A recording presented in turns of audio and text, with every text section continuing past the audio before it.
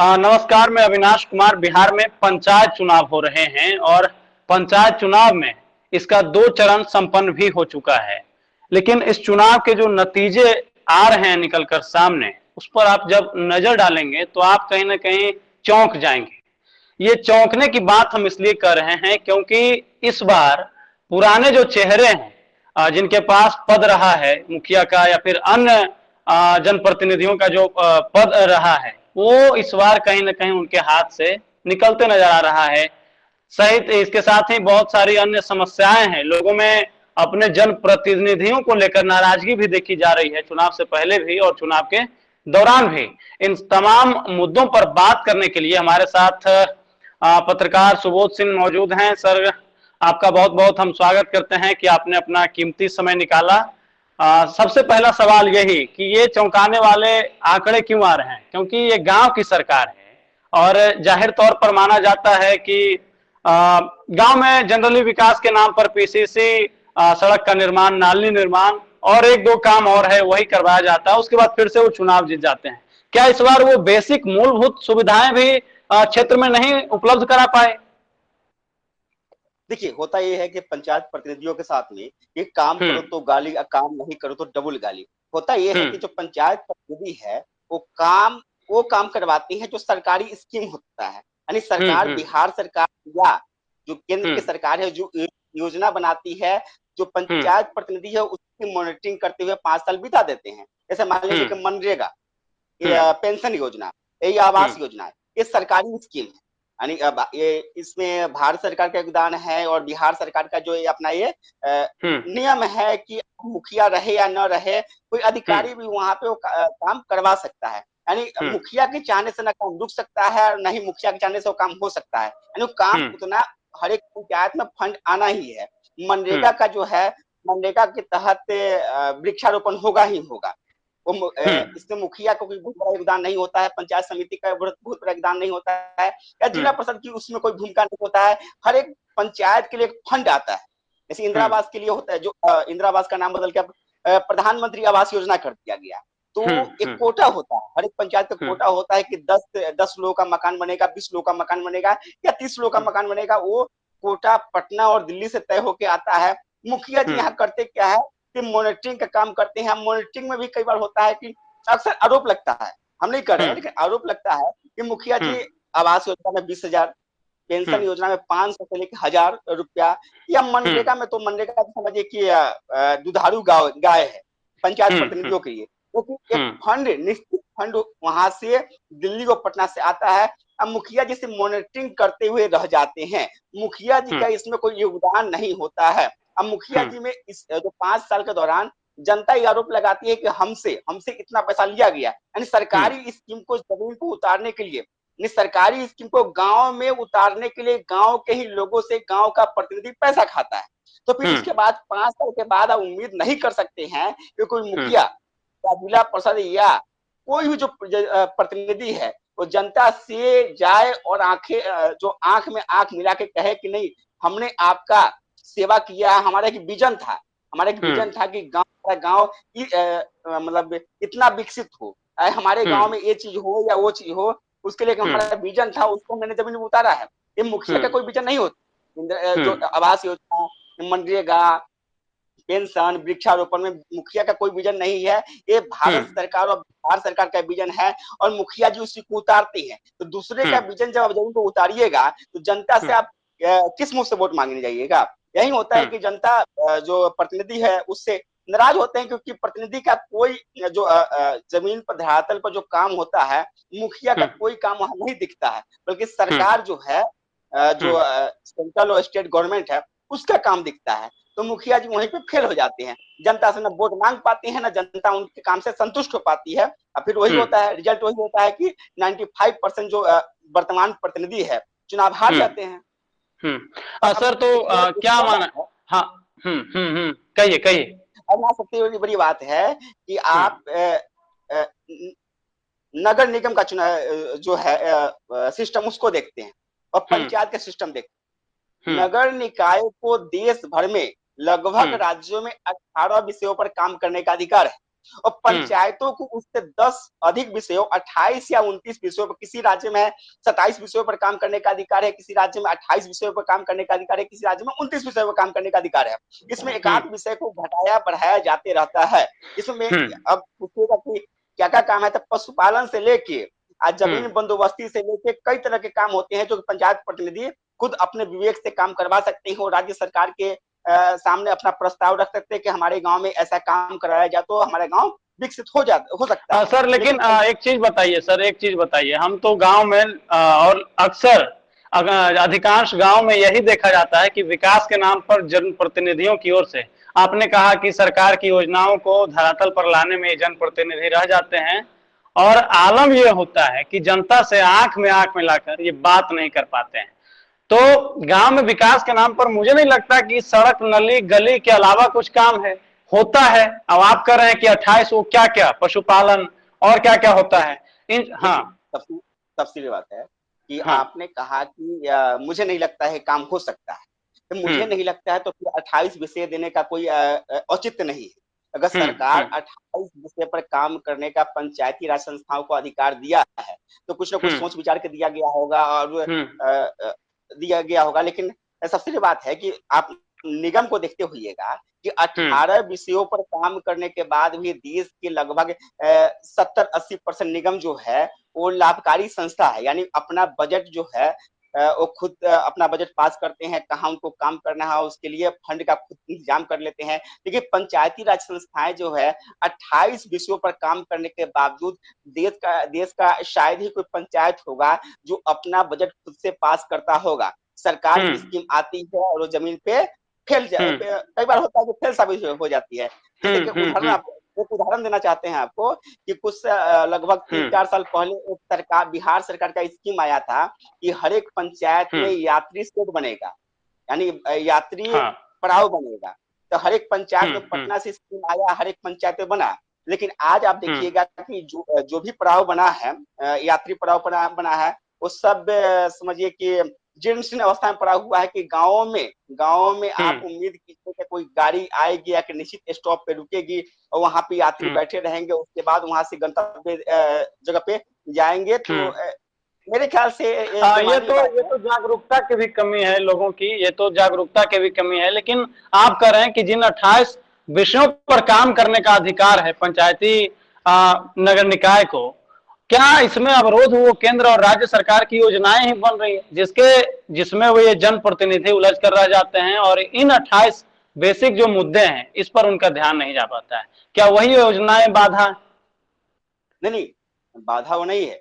उतने विषय दिए गए हैं कि आप इन विषयों पर काम अपने गांव में अपने पंचायत में काम करवा सकते हैं। अब इसमें है कि लेकिन केंद्र और राज्य सरकार पंचायतों को इतना फंड देती है कि आप अपने पंचायत में नाले का उड़ाही करवाइए या जो पोखर है उसकी उड़ाही करवाइए।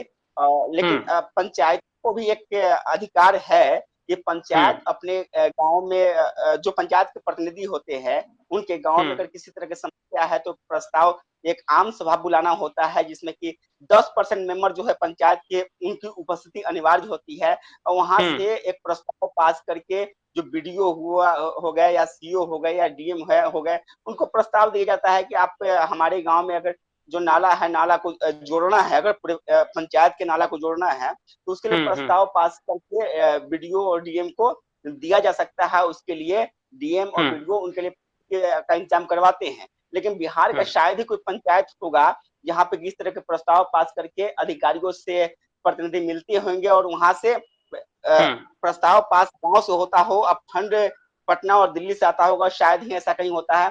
दिल्ली और पटना से फंड भेज दिया जाता है, उसके बाद दिल्ली और पटना से ही तय किया जाता है कि आप इस विषय में काम कर पाइएगा। यानी आपके यहाँ आपकी पंचायत में कोई पोखर है तो पोखर की उड़ाही के लिए 5 लाख रुपया भेज दिया जाता है कि आप अपने गांव के पोखर का इंतजाम पोखर की उड़ाही कराइए। तो ये पंचायत प्रस्ताव पास करके नहीं भेजता है कि हमारे यहाँ पोखर है, पोखर जीर्ण अवस्था में है, उसका सौंदर्यीकरण कराना है, हमारे 5 लाख रुपए की जरूरत है। ये पास करके पंचायत प्रस्ताव नहीं भेज पाता है। तो कहीं ना कहीं मुखिया जो है उनकी छवि निगेटिव हो जाती है। तो इसके लिए एक कारक भी जिम्मेदार है क्योंकि जब आप हर एक गांव जो है हर एक गांव की भौगोलिक स्थिति अलग अलग होती है। किसी पंचायत में सड़क की जरूरत होती है, किसी गांव में नाले की जरूरत होती है, किसी गांव में पोखरी की जरूरत होती है, कहीं सुखाड़ पड़ता है, कहीं बाढ़ आता है। तो हर एक हाँ पंचायत की हाँ। अलग अलग समस्या है। लेकिन जब दिल्ली और पटना से जब स्कीम बना के भेजा जाता है, तो पूरे बिहार को एक एक मानक पे तोला जाता है। एक ही तरह की स्कीम हर एक पंचायत में भेज दिया जाता है। कहीं सूखा होता है तो वहाँ बाढ़ का स्कीम भेज दिया जाता है, और बाढ़ होता है वहाँ सूखा का स्कीम बना के भेज दिया जाता है। वहीं पे होता है कि पंचायत प्रतिनिधियों को कमाई का मौका मिल जाता है। उसके बाद छवि छवि निगेटिव होना निश्चित है। हम्म। सर तो ये बताइए, कुल मिलाकर ये बातें तो है कि इस तरह से काम नहीं कर पाते हैं, लेकिन उन जो मैं वहीं पे आता हूं कि 28 प्रस्ताव है, 28 मुद्दे हैं उनके काम करने को लेकर, क्या जागरूकता की कमी है? मुखियाओं को, जनप्रतिनिधियों को इसके बारे में जानकारी ही नहीं है? क्योंकि हम अक्सर देखते हैं ये इस न्यायिक व्यवस्था में कि अक्सर मुखिया कोई और होती हैं, हम किसी की पत्नी होती हैं, लेकिन मुखिया पति सारे काम करते हैं। तो ये पति वाला कॉन्सेप्ट बहुत मतलब मुझे लगता है कि प्रभावित करता है। तो ये कहां तक उचित है कि जनप्रतिनिधि कोई और है, कार्यभार कोई और देख रहा है? यही चीज दलित किसी भी पंचायत का अगर मुखिया कोटे का पद दलितों के लिए आरक्षित हो, इस स्थिति में हम देखते हैं कि उम्मीदवार तो कोई दलित ही होता है, लेकिन कार्यभार संभालने की जिम्मेदारी एक कोई माफिया टाइप के, कि कोई भी मतलब जो चला ले उनके कोटे से, उनके पक्ष से वो जो चेहरा है वो भागे नहीं, वो ऐसे लोग अक्सर चलाते हैं ये गांव की सरकार। तो ये कहां तक मतलब प्रभावित होता है क्षेत्र के विकास में? देखिए, ये मुद्दा तो अक्सर उठता है कि प्रतिनिधि कोई और हो, पत्नी हाँ। प्रतिनिधि हो तो पति काम करता है।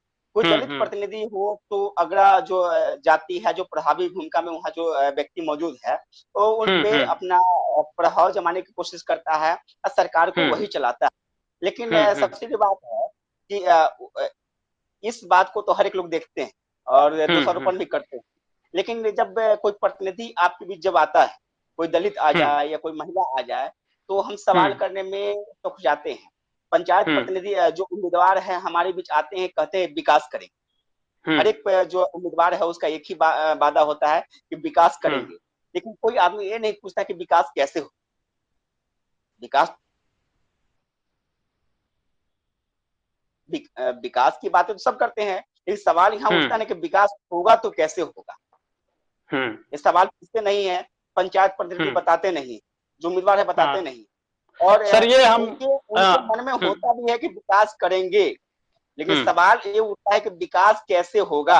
आपकी हम्म पंचायत में हम्म सरकार की स्कीम ही आएगी। हम्म आपका विजन क्या है? आप अगर हम्म आप प्रतिनिधि बन जाते हैं, तो जनता को हम्म ये सवाल पूछने लगे कि आप अगर हम्म आज प्रतिनिधि बन जाते हैं, तो 5 साल के बाद जब फिर से आप वोट मांगने आइएगा, तो गांव की हम्म सूरत कैसी होगी, गांव में क्या क्या बदलाव होगा, गांव में क्या क्या चेंजिंग होगा। जो आज हम्म समस्या है उस समस्या को दूर करने के लिए आप कैसे समस्या को दूर कर पाइएगा। मान लीजिए हम्म गांव में सूखा है, तो सूखा दूर कैसे हम्म होगा। सूखा दूर करने हम्म के लिए आपका क्या प्लानिंग है। आप हम्म सरकार तक अपनी बात को कैसे पहुंच पा पाइए।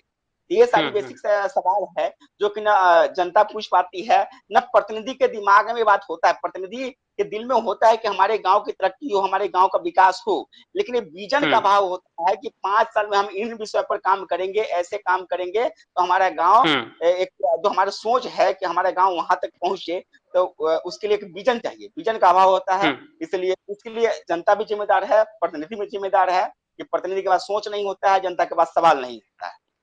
सर, जनता के पास सवाल नहीं है, ये हम उस दौर में कल्पना कर रहे हैं जब गांव में आ, विकास के मायने यही समझते हैं कि हमारे घर के दरवाजे के बाहर पक्की सड़क है कि नहीं, नाली सड़क पर बह रही है या नाली प्रॉपर नाली में बह रही है। विकास के मायने वही हैं, वहां पर हम विजन की बात कर रहे हैं।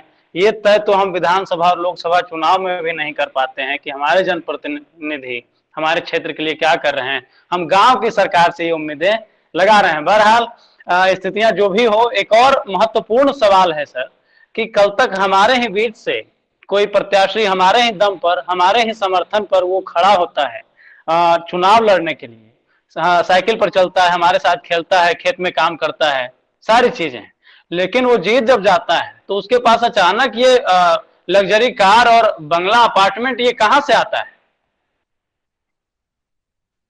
देखिए, सवाल ये है कि जब योजना बाहर से बना के भेजा जाएगा, तो उसके बारे में जनता को जानकारी कम होती है। आम सभा नियम ये है कि हर एक 3 महीने पे, हर एक 4 महीने पे एक आम सभा होगा। साल में 3 आम सभा कराना अनिवार्य है, यानी वहां जनता पहुंचेगी और जो हमारे प्रतिनिधि है जनता को बताएंगे कि फलाने मद में सरकार से, मान लीजिए मनरेगा में 10 लाख रुपए हमारे बीच आया, और जनता से सवाल पूछा जाएगा कि ये 10 लाख रुपया कहाँ कहाँ खर्च किया जाए। जनता बताएगी कि नहीं, समस्या रोड की है, समस्या पौधा नहीं है, सूखा पड़ रहा है, बाढ़ है, तो जनता बताएगी और जनता में बहुमत से एक प्रस्ताव पास करके उस विषय पर काम किया जाएगा। होता यह है कि बिहार का शायद ही कोई पंचायत होगा जहाँ की आम सभा होता हो। आम सभा में सरकारी अधिकारी की उपस्थिति भी अनिवार्य होती है। जैसे मान लीजिए पंचायत की हो गया या वीडियो को भी ऐसा नैतिक मूल्य है कि वीडियो को भी वहां रहना अनिवार्य है। लेकिन एक कॉन्सेप्ट जो पंचायती राज संस्था है वहां पे फेल साबित हुआ है। आम सभा के नाम पे यहाँ यही होता है कि मुखिया जी रजिस्टर लेके एक आदमी को भेज देते हैं, जनता से जाके सिग्नेचर करवा लेते हैं, जनता एक जगह बैठ नहीं पाती है, सवाल नहीं हो पाता है, और उसके बाद पंचायत प्रतिनिधि को वही खेला करने का मौका मिल जाता है। उसके बाद सरकार और जनता के बीच में जो कड़ी मुखिया जी होते हैं, मुखिया जी सरकार से पैसा लेते हैं, सरकार और जनता को जो बताना चाहिए वो बता नहीं, वहां पे अपनी जानकारी दे नहीं पाते हैं, और जो काम है काम करते हैं, काम में कमीशन मिलता है, साइकिल से। सर आपने कहा कि एक प्रतिनिधि, जनप्रतिनिधि के एक और प्रतिनिधि जनता के बीच रजिस्टर लेके आते हैं और कुछ लोगों से दस्तखत या राय जोड़ लेते हैं। मुझे नहीं लगता कि वो जनता होंगे। वो कौन जनता होते हैं ये जनता को भी पता है कि वो जनता कौन होते हैं। बहरहाल बहुत सारे सवाल हैं कि वोट किस आधार पर दिया जाए, या आपने बात बताई कि जनता को एक मुद्दा होना चाहिए, सवाल होना चाहिए जनप्रतिनिधियों के सामने रखने के लिए। लेकिन सर बहुत बार हमने देखा है, ऐसा नहीं है कि सारे जनप्रतिनिधि ऐसे ही लगातार कई सालों तक वो लगातार चुनाव जीतते आ रहे हैं। रितु जायसवाल, मुखिया फेम, इनकी चर्चा देश भर में होती है। तो इन प्रतिनिधियों से क्या सीखा जा सकता है? इन प्रतिनिधियों से क्या सीखा जा सकता है? अन्य प्रतिनिधियों को बहुत जरूरत है, क्योंकि वो समझते हैं कि जीत गए, बस हमारा पावर आ गया, आधार आवासीय है। मैं तो यहाँ तक देखता हूँ गांव में कि आपको जाति प्रमाण पत्र या आवास या किसी भी प्रमाण पत्र की जरूरत होती है तो आप सिर्फ उस दस्तावेज पर मुहर लगवाने के लिए नेताजी के दरवाजे पर कई बार चक्कर लगाते हैं, और कहा जाता है कि अभी नेताजी सो रहे हैं, मुखिया जी अभी सो रहे हैं, 9 बजे के बाद आइएगा। तो क्या सीखने की जरूरत है? हम एग्जाम्पल ले रहे हैं रितु जायसवाल का। देखिए, रितु जायसवाल हो या बहुत सारे लोग प्रतिनिधि ऐसे हैं, रितु जायसवाल को मुझे ज्यादा जानकारी नहीं है। बहुत से प्रतिनिधि है वास्तविक में चिंतित होते हैं अपने गांव समाज अपने लोगों के लिए, तो उनके लिए कुछ किया जाए, और कई जगह काम हुआ भी है। लेकिन कई जगह ऐसा भी होता है कि प्रतिनिधि लगातार चुनाव जीतते आ रहे हैं और शायद कल आगे भी जीतते रहेंगे। इसका मतलब ये नहीं है कि जो प्रतिनिधि है बहुत बढ़िया काम ही करा रहा हो या बहुत खराब काम करवा रहा हो। होता यह है कि जो गांव की सरकार होती है ना, गांव की सरकारी में जो सरकार होती है उसमें घर की लड़ाई होती, उसमें टोला की लड़ाई होती, उसमें घराइन यानी घराइन अपने गोतिया जो होता है गोतिया की लड़ाई होती।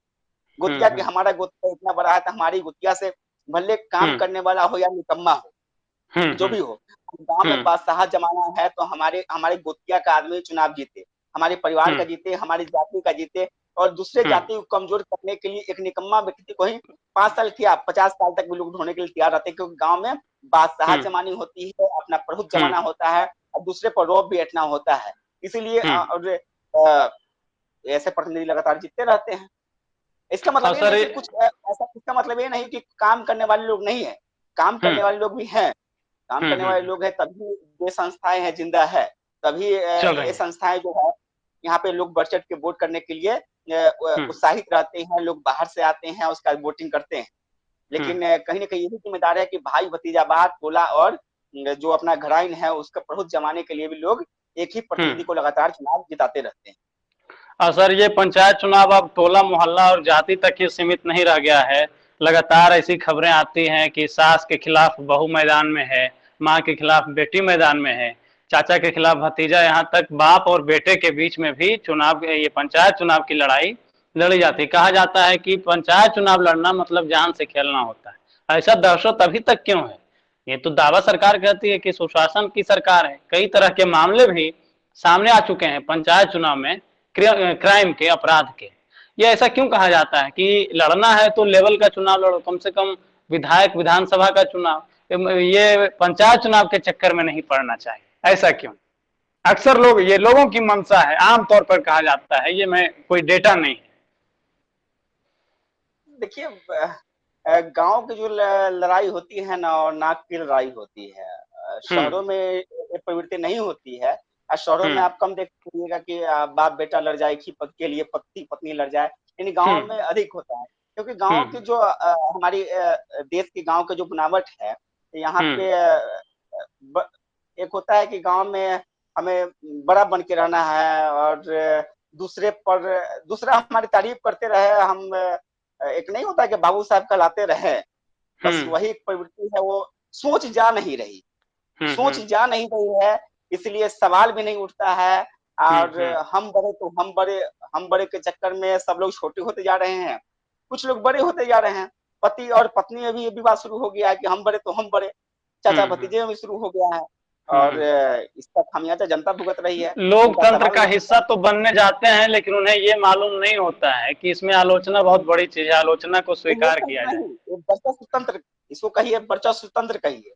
यहाँ वर्चस्व जमाने की लड़ाई होती है। हम बड़े काम में बड़े हो या ना हो, हम बड़े, हम कुछ है, हम चार लोग हैं, चार लोग आए हमारी तारीफ करे, चार लोग हमारी बातें माने। बस एक सोच जो है ना, एक मेंटलिटी है, ये मेंटलिटी बनी हुई है। और इसी सोच के कारण जो है, हम सवाल नहीं कर पाते कि आप 5 साल में हमारे लिए क्या कर पाए। 5 साल में आप 5 साल प्रतिनिधि रहे हैं, हमारी स्थिति बुरी रही चाहे अच्छी रही, हमारी बेहतरी के लिए आपने क्या किया है। सवाल नहीं होता है, होता है कि अरे फलना क्या आ गए, हाँ आइए फलना बाबू आ गए हैं, अरे फलना बाबू है, कुर्सी दीजिए इनको। फलना बाबू आए हैं तो फलना बाबू 5 साल का उपलब्धि कुछ बताएंगे। जनता ये सुनने के लिए नहीं होती है कि फलना साहब ये तो बहुत बड़े आदमी है, हमारे दरवाजे पर आ गए। बस यही लोग का मेंटलिटी यहीं तक सीमित हो गया है। और बिल्कुल इसी मानसिकता को समाज की बेहतरी और समाज के विकास के लिए दूर करने की जरूरत है। आपको ये सोचने की जरूरत है कि हम अपने जनप्रतिनिधियों को किस आधार पर चुन रहे हैं, उन्हें वोट किस आधार पर दे रहे हैं। क्या जब वो वोट मांगने आते हैं तो हम सवाल कर पा रहे हैं कि नहीं, कि क्या करना है, क्या करने का सोच रहे हैं, ये सोचने की जरूरत है। साथ ही आप जनता से, आप दर्शकों से ये भी अपील है कि आप ये कम से कम तय करें कि कल तक आप ही के बीच से उठकर कोई उम्मीदवार जाता है और वो फॉर्च्यूनर से चल रहा होता है, लेकिन आप जहां के हैं वहीं रह जाते हैं। ये सोचने की जरूरत है। वोट देने से पहले इन सवालों पर जरूर विचार कीजिए। ये वीडियो आपको कैसा लगा ये हमें कमेंट कर बताइए। और फिलहाल हम सुबोध सर का बहुत शुक्रिया अदा करना चाहते हैं कि इन्होंने कीमती समय हमारे साथ व्यतीत किया। सर शुक्रिया। और अपील करते हैं दर्शकों से कि आप वीडियो को अच्छा लगे तो कमेंट कीजिए और चैनल को सब्सक्राइब कर लीजिए। धन्यवाद।